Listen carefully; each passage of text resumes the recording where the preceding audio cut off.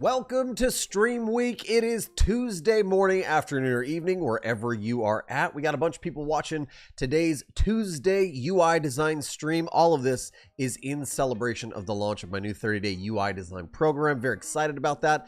You can also just grab the free file down below for Stream Week. I'm going to say hello really quickly to Say and Hutanen and Suleiman and MT and all the folks who are watching on YouTube, Facebook, Twitch, and over on Behance, and I think LinkedIn as well. Welcome to the live stream. If you have questions, feel free, ask those questions right here. Dave Mayas is in the chat. I probably said his last name incorrectly. I'm sorry. Cruel Dev, what's up? How's that happening? How's your Tuesday? Hey, we are celebrating. It's a really big deal what we are celebrating. Let's throw some confetti up on the screen because we have launched the 30-day UI designer program.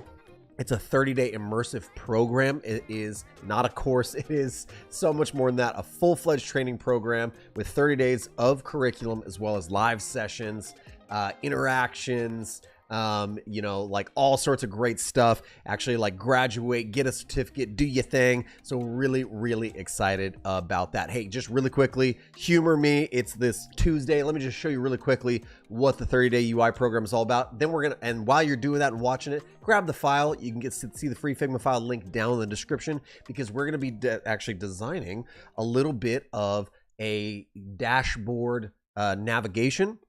Our whole goal today is to make this responsive, to systematize it. Let's do some components, interactive components, animations, make things responsive. Going to be really fun. So right before we do that, let's check out the 30-day UI design program. Grab that free file and I'll see you when we come back. Are you ready to take your first steps into the exciting world of user interface design? Then stop wasting your time sifting through hours of YouTube videos and countless blog posts trying to figure out the puzzle of UI design. Here's the game changer, the 30-day UI designer program. It's an immersive 30-day hands-on journey to teach you every aspect of UI design without breaking the bank. You're going to learn the most up-to-date and modern design techniques that professional UI designers are using right now, and you're going to use Figma to do it, which is the leading design tool in our industry. You'll learn how to design for iOS, Android, responsive websites that'll make you a master of the digital medium. The program features a challenging 30-day curriculum where you will go through each and every day learning the fundamentals of UI design. 30 design exercises, 2 capstone projects that will go in your new customized portfolio. You'll have a resume and you'll have case studies. So if you're done wasting your time and ready to start your journey to master user interface design, join the 30-day UI design program and let's make your dream become a reality. And that's it. That's the 30-day UI designer program. Just a really quick moment to tell you a little bit more about it. If you're interested, link is down in the description, 30dayui.com. Hey, with all that being said, we're done with that. Let's get it out of the way. Let's just do some fun UI design. We have this really cool dashboard, left-hand navigation, kind of your left panel A side navigation. What we want to do is we want to try to systematize this bad boy as much as possible. We want to be able to create interactions on it. We want to be able to make it responsive. And we learn a little bit about this actually a lot about this inside the new 30-day program. One of the major steps in UI design. Now, if we're just talking UI design, we're not talking UX and UI design, but if you were serving as a solely UI designer at a company, then you would be tasked with solely those UI design responsibilities. So you may have to do some wireframing, but a lot of times the UX designers are going to do those wireframes, hand them off to you. So what's your process? Well, part of that is going to be to concept and then start to bring things into a low fidelity format. And then before you go from low fidelity to high fidelity, which we're actually looking at quite a bit of a high fidelity thing here, you're going to want to systematize. Now, this is an in-between step or a great added step on your way to building out pattern libraries, design systems. If you don't know what those things mean, then all you need to understand is it's nice to build a bucket of Lego blocks so that next time we have to build a navigation, we could just, instead of redesigning this whole thing from scratch or a new thing from scratch, we're just going to use the Legos that are inside the bucket of blocks that we've built. Boy, that's a hard tongue twister to say, but that's what we want to do. So we're going to systematize a little bit, make things responsive, and then we'll do a little bit of animation as well. So the first thing I'm going to do inside of Figma is I'm going to grab all of these elements here. I think what I'll do is mainly grab all the iconography that I have going on here. I'm just going to head up to the top in Figma and say, I don't want to create a single component out of them. I don't actually want to create multiple components. What I want to do is create a component set. Okay, this component set is now called component one. Let's rename it really quickly to be icon. And then all the names of the elements inside, like home, box, file, layers, sliders that represent those icons. What we're doing, and this is something we talk about in the 30-day UI program, is we want to build our own personal control panel. Okay, here's what I mean by your own personal control panel is as soon as I build a component set, I get a list of properties over here on the right-hand side in the contextual panel, right? All these properties allow me to adjust things, right, for that specific component. Turn things on and off, change the color, change the size. This is how we start building out design systems, is through building this control panel at the very least. So let's do this. Let's do icon. Let's name the property. The property that's going to be there is all of those different icons, right? So let's call it, I don't know, let's just call it type or something. Or let's just call it icon, for heaven's sakes. Icon, let's call it icon state, shall we? Okay. And when we open up our little panel here, you can see all of those have now become options. What does this mean? You might be going, I'm not sure, I don't understand. Well, if we open up our assets panel and we go to the system we're building out here for Tuesday, look, we have a new little friend waiting for us. It's an icon, and it has 10 different states. If I click on it, you actually get a quick little preview of all of the different states. Now, what does this mean for you? What this means is I'm able to drag an icon out, and then without having to do a whole lot of work, I can actually just flop it around to the other icon. Oh, it is so sweet to start systematizing things. Boom, we've made the first step into creating a design system. Now, how about we do this really quickly? Let's go back and let's think modularly, right? We want to think about each of the pieces inside of our design as a different module. How can we make that really extendable, really scalable? We talk about scaling design. What we're talking about is making sure that things are really reusable, really repeatable, really easy to use and understand. Not when you're just working with one screen, but when you're working with 1,000 screens, we want to make sure we don't create what's called design debt or inconsistency at scale. Large size projects and applications, we don't want that. So we are going to try to keep things very, very consistent. So I'm going to grab one of these menu items. I'm going to drag it out, and I can see actually that right now this is just static. And I definitely want to have some sort of on or off state, right? Like, or hover state. Well, I see my little search box up here. That looks like probably a similar state that I would use. So here's what we're going to do. I think the first thing I'm going to do is I'm going to grab my icon that I've created now. And this whole thing is set up inside of an auto layout.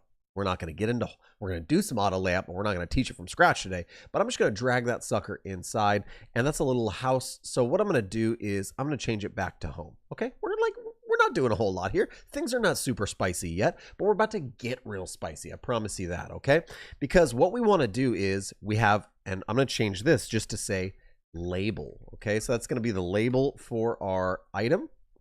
And then what we want to do is let's just name this really quickly, like the default state, or you can name it inactive, whatever you want to do. I'm going to duplicate that version, bring it down here, and then I'm going to fill the background with a color. What color am I going to choose? Probably the color, that light color from our search box up there. Boom. Okay, so this is we're starting to have some sort of hover or active state that we're building here. That's what we really, really want to do. I'm just checking to make sure everyone's cruising and chilling. And let me know if you're having questions on anything we're talking about so far inside of the project, okay? We want to rename this one in our layers panel to active. Okay, so now we have default and active, and let's change a couple things here. Okay, so like first off, we don't want our logo to be white anymore. We want to use whatever this purple color is. So let's grab this purple color, and you know what? Since we're creating systems, why don't we turn this into a swatch or a color, right? We'll call this purple. It's actually more of a violet, whatever. We're just going to leave it there. I'm going to grab anything that's inside of my element, and I want to use that purple. That was boom right there. Okay, now let's also take this, and we want this to be white. Okay, so we really, as we hover over it, we really want it to pop. We want it to stand out. Okay, now you can change that, make it all purple if you want, whatevs, but I'm going to do the same thing. I'm going to grab both of these bad boys, and I'm going to, you guessed it, turn it into a component set. We're going to call this thing row. And look at that. We have a property here. And let's call that state. Guess what we have? Active. And we have default there, right? Oh, this is going to be sweet, because what we're going to do next is, let's stretch this out, give a little bit of space. We're going to create an interactive component, because that's how we like to rock. So we're just going to grab our first one and drag it over, and we're going to give it this really simple interaction and trigger type. We're going to say while hovering. While hovering is the way that you basically just say, that's the hover effect. We only need to send this interaction, this noodle, this wire that we're creating one way. Because as soon as you are no longer hovering, it reverts back to its original state. So let's go while hovering. We want to move over, change to that state of active. We want it to smart animate. Let's have it happen in 200 milliseconds, okay? 1,000 milliseconds equates to 1 second. And why don't we do something kind of snappy, like quick? We get kind of like a nice quick spring animation. We're not doing a Bezier curve animation. And let's check it out really quickly, okay? So what we're gonna do is we're gonna open up our assets. We have our row. Let's drag one out here. Go back to our design tab, and let's drag this inside of our auto layout that we have cooking here, shall we? Okay, so now we have our label there. Let's just really quickly grab our sidebar. I'm gonna hit Shift Spacebar to bring up my previewer, and we should be able to look at that. Hover over it. That's very, very nice. Now what we want to do is we want to change that to say the actual label, like home. Love that. And we can get rid of these one by one. So we have like home, dashboard. So let's just do a couple more. Ready? 1, 2, 3, 4. Like all of those I'm just repeating. They're stacking up in my auto layout, because auto layout is the bomb. Okay. Dashboard. Then we got projects, then we got tasks like that. Okay, we're making sure we're working only in our new ones. After tasks, I think it was reporting. Don't worry, we're gonna delete those. If you're working alongside of me right now, just don't worry, because we're gonna get rid of all this extra stuff right here. Boom. Now we have all new versions, right? Interactive component versions where we can hover over all of these. Look at how nice that is. I like it so much. Okay, now the next thing we have to do, which is we can click on these, and again, remember we said we want to build that control panel. If we were going to hand this file off right now, we'd get some excitement out of whatever team member opened up this file. Like, oh great, you can, there's an interactive component, you can change the state to it.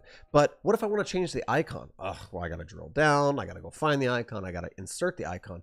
So you know what would make a lot more sense is if we came in here really quickly, and if we, for instance, grab this little element right here, and we're going to use the new ability over here in our icon panel. We want to create an instance swap property. It's a new property of this component set. What is a property, you ask? I click on my little dotted outline. Boom, we have all our properties. One of them is active or inactive. We want to create an instance swap specifically in the space of that icon. We're able to do that. Why? Because the icon is a component that has different instances, right? It has all those different versions. So we want to really quickly be able to grab our row and in our control panel, change the thing, change the state, change the icon, do all of that fun stuff. So let's create that instance swap. The name of it is going to be icon, and the value is going to be an icon, and we have a preferred value of home. Now we can do a bunch of work in here and plug in which icons we want to shop from. That's a bit overkill right now. We don't need to do that, but we are going to do the same thing here. We're going to be using that icon instance swap. Notice we created a property and it's now available. There it is, pop, pop. So what happens now when I click on an individual row, one of these instances of my component? My control panel, it's starting to be built. Look at this. We can go in here and say, which one do we want? We want a, oh, we got to fix that really quickly. Actually, sorry. Let's come in here really quickly and fix this. Sorry about that. Let's go back to our icon. We want it to be from set preferred values, right? We want it to be Tuesday icon. Okay, perfect. That's exactly what we want it to be. Pardon me. Let's come back here really quickly. We should be able to click on the icon and clear the instance. I did something wrong there, but that's okay. So we could just fix this by clicking the icon state and go into layers. Okay, mix it up. So we're not going to dwell. We're definitely having technical difficulties all stream week, but that's okay. So I could just switch these up. Okay. Now we have some hover stuff. Big fail, big flop. Okay. Here we go. We have some hover stuff, but here's what we don't have. I'm going to move my little mobile version out of the way. We're gonna animate to the mobile version. We need that, but we need some responsiveness out of this, and we're not getting it right now. So we're gonna need to fix that. But before that, we also have a version of this where we have some sort of little activity count. So we're gonna need to take into account for that, right? What are we gonna do? Well, we're gonna spread this thing out, and I'm just gonna give this a darker background so you can actually see what we're working on. Okay, there it is. Great. And I'm going to, again, give myself a little bit more space to work so you all at home can see what I'm doing. I'm going to grab these two. I'm going to drag them over, and it's going to cause an error immediately, okay? We're going to see the error. Watch, when I click on this thing, it's not an error, but it is a mistake. We don't like this mistake, right? What's the state that it's currently in? It's currently in that default state. And look, there's the error. We have to have some sort of property difference. We can't have these share the same properties, right? Otherwise, Figma doesn't know what to do with them. So we need to create a new property, and we're going to create a real fun one here. So let's go in and create a property manually, and we're going to create a variant. Okay, see, there's those 4 property types you can create. Create a variant, and we're going to call, say, this is activity. Okay, the name of it is, like, you can name it has activity, whatever, but I'm just going to name it activity. And I'm going to put the default to false, right? The current value of all of these that I have selected is going to be false. Okay, and now here's why I'm going to put false, because what I love about this is that, and you can see we have these being set as false, the ones over on the right. What we need to do over here is give these ones a new value called true. And now we don't have any errors, right? Because we have the default version with activity true, the default version activity false. See what we have there? Okay, so now what we need to do is just come in here and grab our little activity notification deal. Boom. I'm going to come into the ones that say true, and I'm going to pop this inside of both of them. Now, we want it to kick out to the right. Let's do a little auto layout hack here. We grab both of our labels, fill the container. It's always going to push it out to the right. And you know what? Just to be consistent, we might as well do that with our other one as well. All right. So now look at all these. These have activity on them. Do we want them all to have activity? I don't know. Let's grab all of them. And because we put true or false, check out what we have. We have a little toggle switch. I can just toggle it off. Boop, get it out of there. Beautiful. We like that. Okay. And let's zoom in so we can see. And now what we want to do is I just want to make sure that I'm, again, using the correct ones here. So I'm going to come into my menu group, put it up to the top. Excuse me. I'm going to hit left bracket to move it to the very top. I'm going to say has activity, get rid of this one. And again, you could then rename this notifications. Okay. So that could be another thing that you want to do. Let's go to notification bell. We'll get rid of these two. And let's just do one more and make sure that this one is in the right spot. We want to make sure these rows are together. Beautiful, just like so. And yeah, let's turn the notifications off this one. We don't need it, and our icon is there. Let's get in here and just switch that up to be something else, okay? So far, so good, but they're still not responsive, okay? And what I really want is now I have to do a little bit of that auto layout work where I just need to make sure that all of these elements are filling my container, and it's always smart to work from the inside out. Take the most inner element and make sure that it's filling, it wants to expand, and then just move out to all of your subsequent layers. Here's what I'm talking about. I'm going to move into each of these individual rows that we have here, and I'm just going to want to make sure that up in my frame area, I want to fill the container, but we're going to do that with all of these elements, okay? So same thing here. Let's grab our search field, fill the container. This element here should fill the container. Okay, pretty good. We're getting some, it looks like we're getting funky behavior, but we're not, I promise. We're going to fix it. Fill the container, menu group. I'll say it again. Fill the container. Right. And with our little element thing down here, fill the container. Now everything is filling the container. We should be able to kick this out and hopefully get some responsiveness. Not quite. What we want to do is fill that container. One more, fill that container. Beautiful. Okay. So now we get a very responsive left side navigation. Okay, and if it's this big, look, notice how our elements down here are pushing like our little activity things over. That's good. Let's preview this really quickly. And look, even our hovers are now responsive, right? We get those kicking all the way out to the edge. Very responsive, very reusable. Now, from here, the thing you can do is, if you'd like to animate in between these two states, we can just do really quick animation, or we could use something really interesting like the breakpoints plugin, which could be pretty cool. So we might actually want to try that, and we'll try Smart Animate first and see how it goes. Okay, so let's go over to prototype, and we are going to try to animate maybe the collapsing of this whole thing. But I think this thing is probably set up very, very different than what we have. But let's just do an initial. It's going to be busted. It's going to be janky. Let's click our little hamburger menu, and we're going to navigate to the collapsed version. Smart Animate, quick 600 milliseconds. Let's try it, and then we will try to come back. I'm promising you right now that this is going to be janky. But that's okay. We're going to open up Flow 1. And boom, like that. It's very, very funky.